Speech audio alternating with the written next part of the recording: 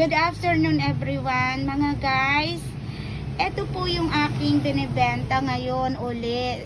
Nilagyan ko yung bagong blouse sa mannequin ko.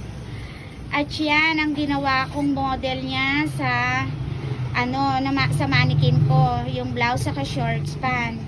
Kasi summertime ngayon. Kaya eto nilagay ko. Very nice po, 'di ba, mga guys? Yan po yung binibenta ko sa ukay-ukay ko ngayon. Kasi mainit ngayon, yan ang mga dapat isuot ng mga girls. Ang ganda, 'di ba? Hindi mainit, mga guys. Ayan oh. Simple but elegante. Oh, 'di ba? So eto, ang ginagawa ko ngayon, nagpalit ako ng dress sa mannequin. Ginawa ko na lang na pinalitan ko siya ng